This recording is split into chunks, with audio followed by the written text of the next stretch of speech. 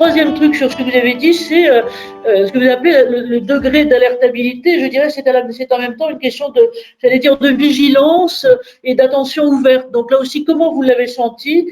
Et puis, autre question, là je peux dire qu'on est tous un peu complètement dedans avec cette crise du Covid, et qui est la question de l'incertitude. C'est-à-dire que ce que vous aviez bien montré, c'était besoin d'avoir une alerte dans le temps. Je dirais peut-être, Dominique, c'est à vous si je peux vous appeler ainsi. Quel est comment ils réagissent, je dirais, parce que vos troupes, je dirais que vous avez deux types de troupes, si je peux me permettre. Vous, le pilote dans l'avion là-dedans, vous avez à la fois les enseignants et les équipes, je dirais, d'adultes qui pilotent le navire, et puis vous avez les élèves.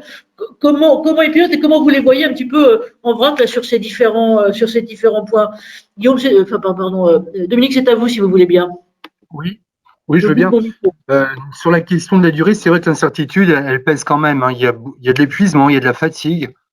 Alors, il y a évidemment pour nous des consignes qui descendent du ministère aussi sur un peu les projections qui nous arrivent, qui rassurent en partie. Mais les exigences restent sur le bac, sur l'enseignement. La difficulté en ce moment pour les enseignants aussi, qui est source de fatigue, d'avoir à mener de front des élèves qui sont chez eux. Vous savez, hein, c'est les dispositifs qui ont été adaptés. Les élèves qui sont présents au lycée, les élèves qui sont à distance, en distanciel, et puis ça tourne. Donc voilà, il y a une fatigue qui s'installe. Il y a voilà, et l'action qui a été menée en fait quelque part après la sensibilisation que nous avons faite. Il y avait vraiment des données intéressantes pour que les médecins s'en emparent. Mais à mon niveau, en tout cas, c'était vraiment un prétexte aussi. Un prétexte pour remobiliser les jeunes autour de cette question-là. Les équipes aussi hein, qui s'en sont emparées. Donc, on a parlé de l'équipe de SVT et Nicole l'a très bien dit. Mais on a aussi fait un travail avec les autres membres du personnel qui sont tout autant impactés hein, et qui doivent faire attention. Donc, voilà. Alors, pour l'instant, on a une échéance qui est le 20 janvier pour nous. Mais voilà, une action nouvelle qui arrive, c'est de se dire comment on va partir en vacances et comment on y va en faisant attention. On voit bien que les congés qui arrivent vont être assez problématiques, le retour en famille, cette envie de se retrouver qui est nécessaire. Hein. Donc l'école permet de faire du lien avec tout ça et ça a été très important sur ce qui vient d'être dit. C'est l'humain qui est derrière tout ça et la question du distanciel du numérique, elle trouve aussi ses limites. Hein. J'ai vu des gens qui ont été très heureux de se retrouver en juin dernier. La présence, le lycée, c'est vraiment un lieu de vie. Hein. On y transmet un savoir, mais on s'y rend compte, on s'y construit socialement. Pour ça, c'est tout à fait important. Donc, la question autant est importante. On a le projet, la projection du mois de janvier.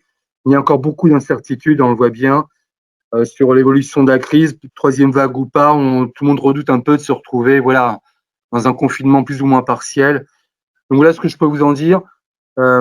Là, l'idée qui émerge là, il y a un projet qui va continuer à évoluer avec les médecins, Guillaume Ricard et Sophie Crétois, avec la faculté de médecine. Peut-être que Guillaume, on dira deux mots, ça va être la troisième phase. Mais là, très immédiatement, pour la semaine qui vient, c'est comment on lâche nos élèves dans le départ en vacances en faisant très attention à la suite. Donc, voilà, l'accompagnement, pour nous, il est aussi éducatif, il va jusque-là. Merci à vous et on voit bien à quel point, je dirais, d'un certain côté, c'est la tâche du pilote et du manager, ce pourquoi d'ailleurs l'échec est là. Hein. Quels sont les horizons? C'est que vous avez, il y a des horizons immédiats. Donc, ce que je vous dis, c'est, on a un truc la semaine prochaine et en même temps, quelles sont les échéances plus lointaines? Jacques, je vais te céder ma place si tu veux bien, parce que c'est mieux si tu peux être là. On aura le truc là-dessus. Sur ces questions fortes et merci encore une fois, Madame Lebrun, d'avoir vraiment donné les grandes orientations à toi, Jacques. Oui, merci.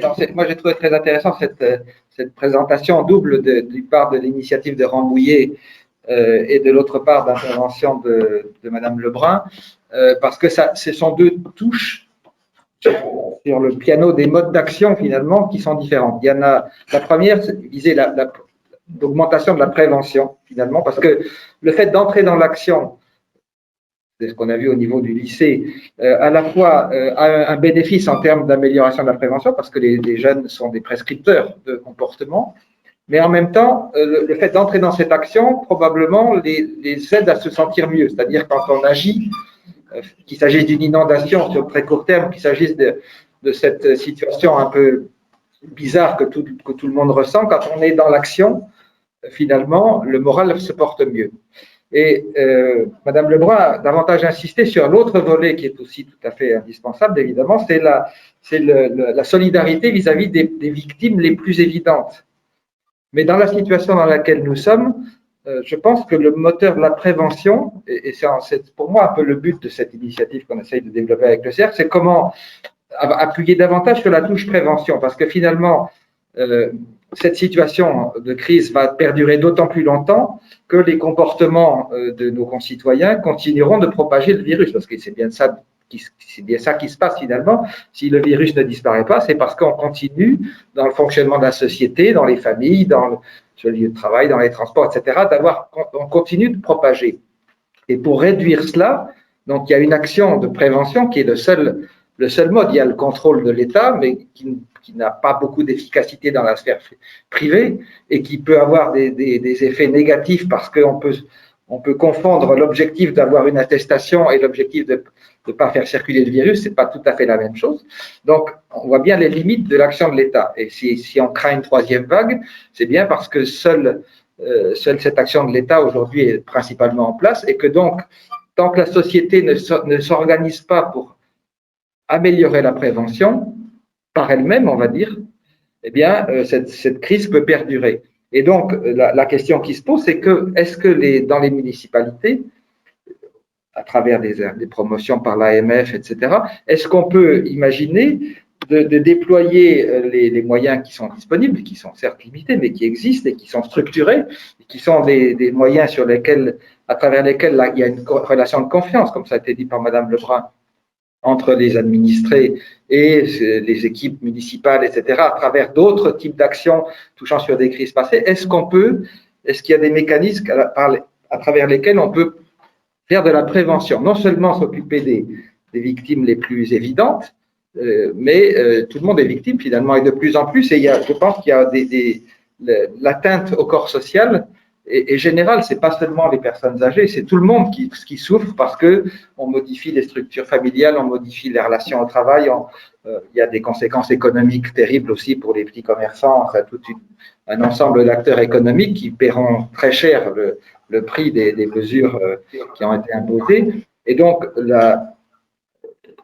je pense que cette action de solidarité peut se muer, si vous voulez, en action de prévention, en gardant le bénéfice de l'action qui est de se sentir mieux, parce qu'on a le sentiment de contribuer à quelque chose. Et à travers l'exemple de Rambouillet, on voit bien que finalement, si beaucoup de communes s'intéressaient à l'idée de transformer des élèves en prescripteurs de bons comportements dans leur famille, par exemple, c'est un mécanisme dont il ne faut pas sous-estimer la puissance, mais qui ne peut pas se faire sans l'appui explicite des municipalités, parce que voilà, les gens se connaissent, mais encore faut-il des facteurs enclenchants. Et donc la question qui se pose, c'est de savoir finalement combien d'années il faudrait pour démultiplier ce genre d'initiative pour avoir un effet, effectivement, au niveau de la diffusion du virus. Voilà, donc c'est ça la question, finalement. Comment, finalement, en partant de l'exemple de Rambouillet, comment, au niveau de municipalités qui sont plus habituées